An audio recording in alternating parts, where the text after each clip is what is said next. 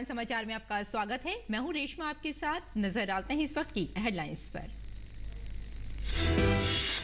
केंद्र सरकार rice fortification के जरिए देश के नागरिकों को गुणवत्ता युक्त अनाज उपलब्ध कराने की दिशा में कर रही है तेजी से काम।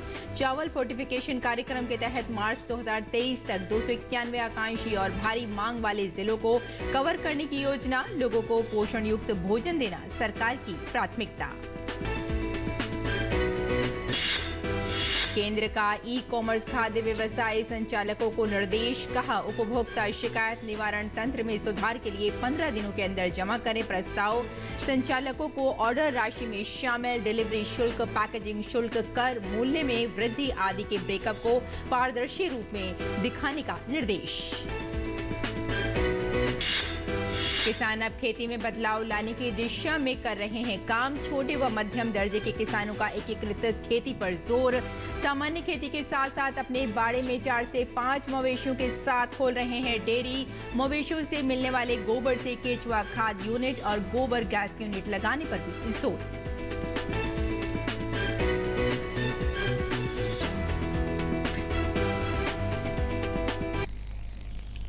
और अब समाचार विस्तार से। चावल फोर्टिफिकेशन कार्यक्रम के तहत सरकार मार्च 2023 तक 291 आकांक्षी और भारी मांग वाले जिलों को कवर करने की योजना बना रही है। इस बारे में खाद्य और सार्वजनिक वितरण विभाग के सचिव सुधांशु पांडे ने मीडिया को जानकारी दी। उन्होंने कहा कि सार्वजनिक वितरण प्रणाली पीडीएस के माध्यम से अप्रैल 2022 में शुरू हुए फोर्टिफाइड चावल के वितरण के दूसरे चरण के तहत उत्पादन संबंधी सभी चुनौतियों को पार करते हुए 90 लाख मीट्रिक टन फोर्टिफाइड चावल का उत्पादन पहले ही किया जा चुका है। इस कार्यक्रम के दूसरे चरण में मार्च 2023 तक सभी आकांक्षी और भारी मांग वाले कुल 291 जिलों को कवर किया जाएगा। इसमें चरण 1 प्लस TBDS लक्षित सार्वजनिक वितरण प्रणाली और OWS अन्य कल्याणकारी योजनाएं भी शामिल हैं। सचिव ने बताया कि चरण 1 के तहत मार्च 2022 तक पूरे भारत में ICDS एकीकृत बाल विकास सेवाएं व प्रधानमंत्री पोषण को कवर किया गया और लगभग 17 लाख मीट्रिक टन फोर्टिफाइड चावल वितरित किए गए। हालांकि पीडीएस के तहत 90 से अधिक जिलों 16 राज्यों में फोर्टिफाइड चावल का उठान शुरू कर दिया है और अब तक लगभग 2.58 लाख मीट्रिक टन का वितरण किया जा चुका है। पांडे ने कहा कि इस कार्यक्रम के परिणामों और प्रभाव का आकलन करने के लिए नीति आयोग के तहत विकास निगरानी और मूल्यांकन कार्यालय DMEO द्वारा चावल फोर्टिफिकेशन का स्वतंत्र समवर्ती मूल्यांकन किया जाएगा। उन्होंने कहा कि राज्यों में संचालन समिति कार्यक्रम के क्रियान्वयन की निगरानी की जाएगी। केंद्र सरकार राइस फोर्टिफिकेशन के जरिए देश के नागरिकों को गुणवत्ता युक्त अनाज उपलब्ध कराने की दिशा में तेजी से काम कर रही है। दरअसल राइस फोर्टिफिकेशन भोजन में आवश्यक सूक्ष्म पोषक तत्व अर्थात विटामिन और खनिज की सामग्री को बढ़ाने का तरीका है, जिससे कि खाद्य आपूर्ति की पोषण गुणवत्ता में सुधार हो और लोगों को पोषण युक्त भोजन मिल सके। डीडी न्यूज के संवाददाता रजनीश त्रिपाठी ने राइस फोर्टिफिकेशन और खाने के पदार्थों में गुणवत्ता बढ़ाने के लिए केंद्रीय खाद्य सचिव सुधांशु पांडे से खास बातचीत की। ये खास सचिव उनसे बात करते हैं। सर, जो विटामिन से मिनरल की बात हो रही है कि आटा में मिला रहेगा, वो कैसे मापदंड उसका कैसे तय करेंगे? उसका मापदंड जो है food safety and standards authority ने ऑलरेडी नोटिफाई किया है और उन स्टैंडर्ड्स और उन मानक के आधार पर ही पूरा प्रोडक्शन सिस्टम बिल्ड किया गया है। प्रोडक्शन सिस्टम में जो मशीनरी इक्विपमेंट है उसके BIS ने स्टैंडर्ड्स बनाए हैं और उन स्टैंडर्ड्स को एनफोर्स किया जा रहा है थ्रू टेस्टिंग। तो पूरे देश में आज 50 से ज़्यादा लैब्स बन गई हैं। FCI भी अपनी लैब्स क्रिएट कर रहा है, CWC भी अपनी लैब कर रहा है, जिससे कि उनके स्टॉक्स में जो मटेरियल आता है उसमें भी वो रेगुलर एंड रैंडम चेक्स करें। आम जनमानस तक क्या पहुँच से रहेगा? जो आप उसकी कीमत तय करेंगे वो कैसे रहेगी? ये आम जनमानस का ही प्रोग्राम है, क्योंकि ये पार्ट ऑफ द PDS है, तो जो PDS का रेट है वही एप्लीकेबल है। और ये फोर्टिफाइड राइस के लिए कोई सेपरेट सिस्टम नहीं है। जो फेयर प्राइस मैकेनिज़्म है उसी के माध्यम से ये लोगों तक पहुंचेगा। एक आखिरी सवाल है, जैसे नॉर्मल चावल या राइस जो है वो 40, 50 से 60 रुपए किलो है, ये इसका क्या दाम रखेंगे आप लोग? देखिए, इसका already central issue price government of India का नोटिफाइड है और वो इस समय दाम जो है वो 3 रुपए है। कैमरामैन सुरेंद्र के साथ रजनीश त्रिपाठी। उपभोक्ता कार्य विभाग ने प्रमुख ई कॉमर्स खाद्य व्यवसाय संचालकों FBO को वर्तमान व्यवस्था के साथ साथ उपभोक्ता शिकायत निवारण तंत्र में सुधार के प्रस्ताव को 15 दिनों के भीतर प्रस्तुत करने का निर्देश दिया है। वर्तमान व्यवस्था के साथ साथ उपभोक्ता शिकायत निवारण तंत्र में सुधार की बात कही गई है और प्रस्ताव को 15 दिनों के भीतर प्रस्तुत करने का भी निर्देश दिया गया है। उपभोक्ता कार्य विभाग की प्रमुख ई कॉमर्स खाद्य व्यवसाय संचालकों के साथ बैठक की गई है और उपभोक्ताओं को प्रभावित करने वाले प्रासंगिक मुद्दों पर चर्चा करने का भी निर्देश दिया गया है। पिछले 12 महीनों के दौरान राष्ट्रीय उपभोक्ता हेल्पलाइन 1915 पर ढेरों शिकायतें भी दर्ज की गई हैं। साथ में स्विगी के लिए 3631 से अधिक और जोमेटो के लिए 2828 शिकायतें दर्ज की गई हैं। उपभोक्ता हेल्पलाइन पर उपभोक्ताओं द्वारा उठाए गए प्रमुख मुद्दों पर चर्चा की गई।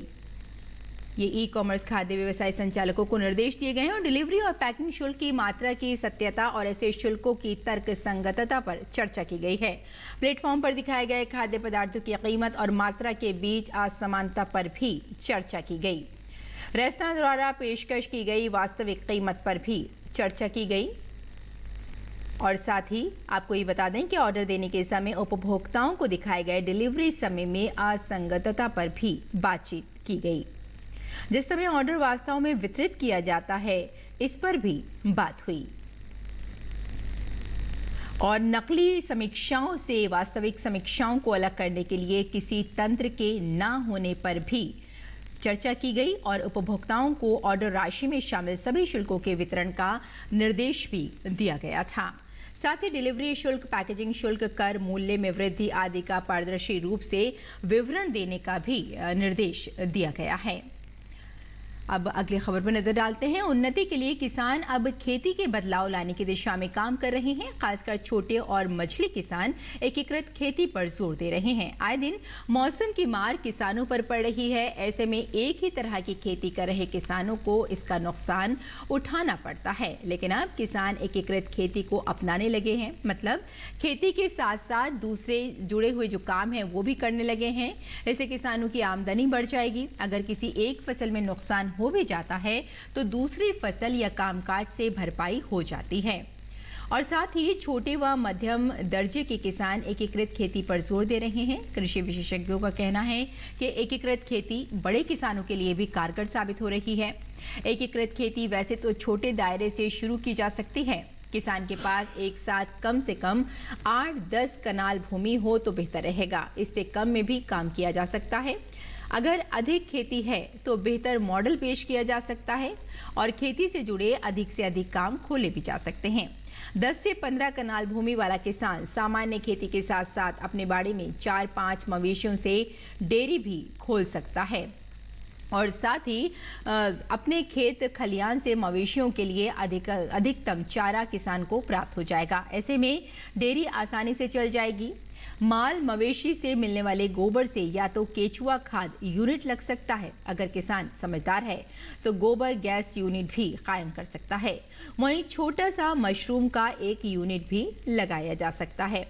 चूंकि भूसा, चारा और देसी खाद किसान के पास होते ही हैं, ऐसे में किसान का खर्च कम हो जाएगा और मशरूम यूनिट भी चला सकता है। चूंकि खाद किसान उत्पादित कर रहा है तो एक कनाल या इससे कम क्षेत्र में फिश फार्म भी बनाया जा सकता है। वहीं शेड नेट बनाकर भी खास सब्जियां तैयार की जा सकती हैं और इसके अलावा यही खाद व चारे की बची खुची सामग्री मछलियों का चारा भी बन सकती है। अगर किसान मूल्य संवर्धन पर तरजीह दे तो राह और भी आसान हो सकती हैं। ये खेती में बदलाव की सूरतें हैं। जहां चाह होती है वहां राह निकल ही आती है। इसी की एक मिसाल पेश कर रहे हैं पुडुचेरी का Tagore government arts and science college के प्राचार्य शशिकांता दास के सतत प्रयासों ने सिर्फ कुछ वर्षों में ही कॉलेज की कैंपस को हरे भरे जंगल में तब्दील कर दिया है।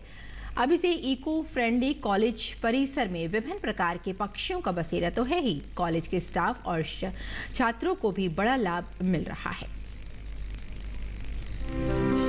15 एकड़ में फैले इस हरे भरे जंगल को देखने के बाद किसी के लिए भी ये जानकारी आश्चर्य करने वाली हो सकती है कि वास्तव में ये कोई जंगल नहीं बल्कि पुडुचेरी के Tagore government arts and science college का परिसर है। 5 साल पहले तक ये जमीन पूरी तरह बंजर थी, लेकिन जब शशिकांता दास यहाँ के प्राचार्य बनकर आए तो कॉलेज में पढ़ाई लिखाई के साथ ही एक पहल और भी की, कॉलेज परिसर की बंजर जमीन को हरा भरा बनाने की। देखते ही देखते उनके वृक्षारोपण के प्रयास से सिर्फ 5 साल में विभिन्न प्रजातियों के 5000 से अधिक पेड़ पौधे लग गए और पूरा परिसर एक अर्बन जंगल में तब्दील हो गया। I had come to this place. This was a mostly barren land, but in the last 5 years we have created a urban forest, planting different species, and at present we are having nearly 5,000 trees here within the campus. But in this 5 years we could see that a lot of changes has happened, because this is one of the college in this whole country which proudly speaks that we have created barren land into an urban forest. College परिसर में जैसे जैसे हरियाली बढ़ी और पेड़ पौधे लगे, यहाँ पशु पक्षियों का बसेरा भी शुरू हो गया। हजारों चमगादड़, कुक्कू, मोर, किंगफिशर, तोते जैसे पक्षियों की 20 से 25 प्रजातियां इस अर्बन जंगल की रौनक बढ़ा रही हैं। यहाँ पक्षियों को आकर्षित करने के लिए खाना पानी का भी विशेष प्रबंध किया जाता है। Various species, some 20-25 varieties of birds has come. You can say cuckoo, kingfisher, parrots, name anything, it will be more or less you will find in the campus. But what is important? The important is that we need to feed them. It's almost 2 hours of morning trekking and all. We could see almost 7 to 8 varieties of birds. And this is the summer time to attract more birds for their survival. Also, we have put this food for them and the water so that it can attract more and more bats to this campus and make it an eco-friendly campus. College campus में वृक्षारोपण के साथ ही साग सब्जियां उगाने का भी सफल प्रयास किया गया, ताकि स्टाफ और छात्रों के लिए कॉलेज की कैंटीन में पौष्टिक भोजन उपलब्ध हो सके। पुडुचेरी के टैगोर कॉलेज में की गई ये कोशिश पर्यावरण को अनुकूल और बेहतर बनाने की दिशा में एक अनुकरणीय प्रयास है। और आइए बात करते हैं मंडी भाव की और जानते हैं कि देश भर की मंडियों का क्या रहा भाव।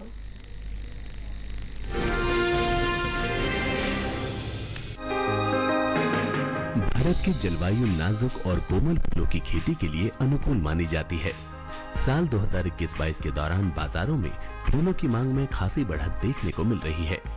नवंबर महीने के बाद से ही कृषि उपज मंडियों में फूलों के भाव में तेजी बनी हुई है। आलम तो ये है कि बाजार में फूलों की बढ़ती मांग को पूरा करना भी मुश्किल हो रहा है। बाजारों में रजनीगंधा, गेंदा, गुलाब, कमल और चमेली के फूलों की मांग सबसे ज्यादा देखने को मिल रही है। वहीं वैश्विक बाजार में बढ़ते भारतीय फूलों की मांग को देखते हुए सरकार ने फूलों की खेती का दायरा पहले के मुकाबले बढ़ा दिया है। पिछले 1 दशक में फूलों के उद्योग ने निर्यात के क्षेत्र में बड़ा कदम रखा है। फूलों की खेती से होने वाली आमदनी को देखते हुए ये अब एक आकर्षक व्यवसाय के रूप में उभर रहा है।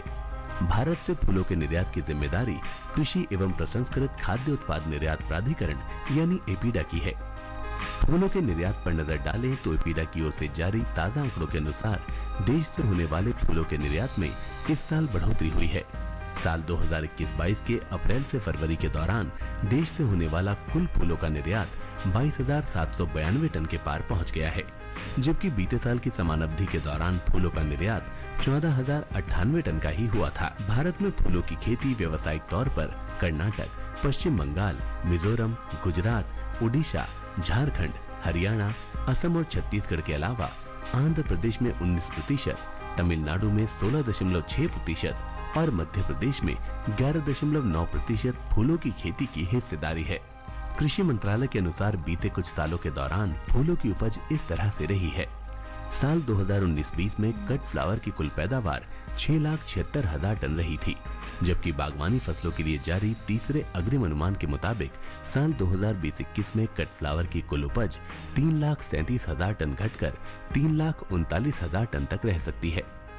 बात अगर लूज फ्लावर की करें तो साल 2019-20 में लूज फ्लावर की कुल पैदावार 23,23,000 टन थी। इस साल लूज फ्लावर की पैदावार में कुछ गिरावट देखने को मिल सकती है।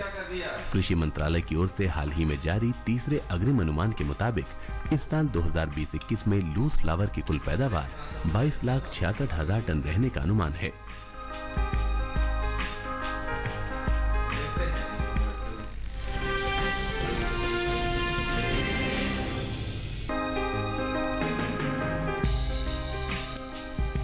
भारतीय मसालों के निर्यात में हर साल बढ़ोतरी हो रही है। साल 2020-21 के दौरान देश से होने वाले मसालों के निर्यात में 30% का जोरदार इजाफा देखने को मिला है। वही बात दूसरे मसालों की करें तो भारत वैसे तो कई मसालों का निर्यात विदेशी बाजार में करता रहा है, लेकिन वैश्विक बाजार में भारत के 5 मसाले ऐसे हैं जिन्हें खासा पसंद किया जाता रहा है। इन मसालों में लाल मिर्च, जीरा, धनिया, हल्दी और सूखी अदरक शामिल है। भारत से निर्यात होने वाले कुल मसालों में अकेली लाल मिर्च की हिस्सेदारी ही लगभग 30% से ज्यादा की है।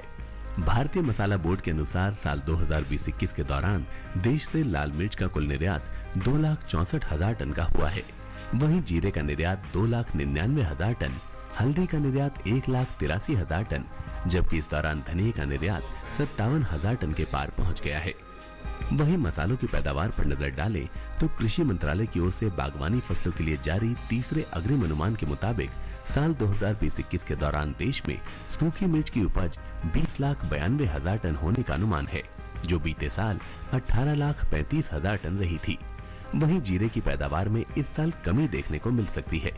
इस साल जीरे की उपज 8,56,000 टन होने का अनुमान है, जबकि पिछले साल उपज 9,12,000 टन रही थी। इसी तरह हल्दी की पैदावार 10,64,000 टन होने का अनुमान है, जो बीते साल 11,53,000 टन की रही थी। धनिया की उपज पर नजर डालें तो साल 2020-21 के दौरान धनिया की पैदावार 8,32,000 टन हो सकती है, जो पिछले साल 7,01,000 टन ही रही थी। जबकि अदरक की पैदावार में इस साल कमी आ सकती है। सूखे अदरक की उपज साल 2020-21 के दौरान 18,87,000 टन रह सकती है, जो पिछले साल 18,68,000 टन रही थी। और आइए अब बात करते हैं मौसमी खेती की और जानते हैं कि इस मौसम में किसान कैसे रखें अपने खेतों का ख्याल।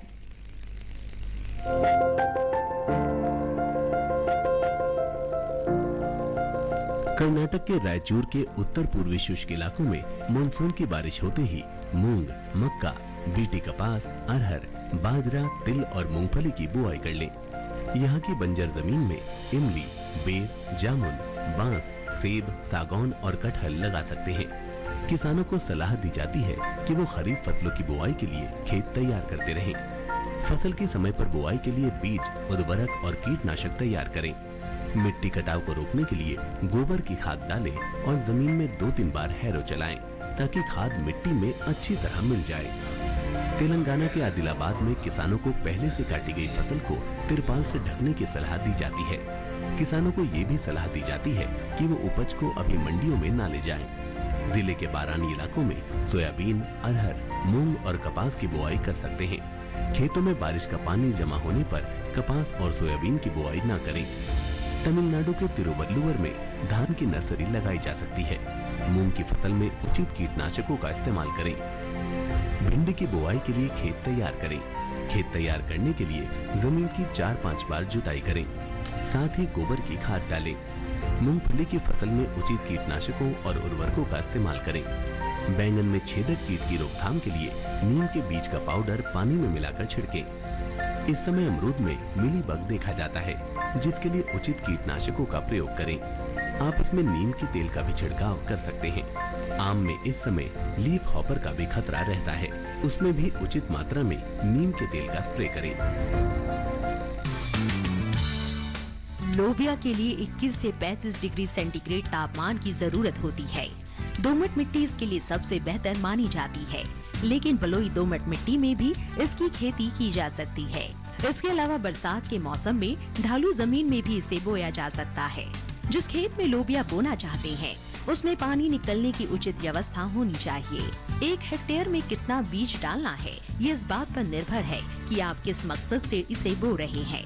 फलियों के लिए 20 से 25 किलो, दाने के लिए 30 से 35 किलो और हरे चारे के लिए 35 से 40 किलो बीज प्रति हेक्टेयर लगेगा। दाने और फलियों के लिए कतार में बीज बोए, जबकि हरी खाद के लिए बीज को खेतों में छिड़क दे। लोबिया के लिए 10 से 15 किलो नाइट्रोजन और 20 किलो फास्फोरस प्रति हेक्टेयर की दर से बुआई से पहले ही डाल दे। बुआई के 20 से 25 दिन बाद खेत की निराई गुड़ाई कर ले। ज्यादा खरपतवार उगने पर दोबारा निराई गुड़ाई करे। लोबिया में सूत्रकृमि और पीला रोग का खतरा रहता है। पीला रोग को मोजेक भी कहा जाता है। रोकथाम के लिए ग्रीष्मकालीन लोबिया में ज्वार की मिश्रित फसल ले। लोबिया में माहू और फली भेदक कीट का भी खतरा रहता है। फसलों में लगने वाले इन रोगों और कीटों से बचाव के लिए किसान विशेषज्ञों की सलाह से उचित दवाओं का छिड़काव करें।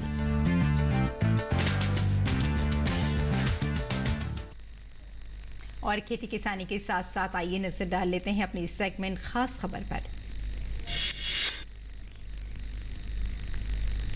रक्षा मंत्री राजनाथ सिंह ने ऐतिहासिक अग्निपथ योजना की शुरुआत की। प्रेस को संबोधित करते हुए राजनाथ सिंह ने कहा कि भारतीय सेनाओं को विश्व की बेहतरीन सेना बनाने की दिशा में कैबिनेट कमेटी ऑन सिक्योरिटी ने एक ऐतिहासिक निर्णय लिया है। हम अग्निपथ नामक एक ट्रांसफॉर्मेटिव योजना ला रहे हैं। सूचना एवं प्रसारण राज्य मंत्री डॉक्टर एल मुरुगन ने रेड क्रॉस द्वारा आयोजित विश्व रक्तदान दिवस के अवसर पर आंध्र प्रदेश के काकीनाडा जिले में रक्तदान शिविर का उद्घाटन किया। इस अवसर पर डॉक्टर एल मुरुगन ने कहा कि लोगों को रक्तदान करने के लिए आगे आना चाहिए, क्योंकि ये लोगों का जीवन बचाता है और ये एक नेक काम है।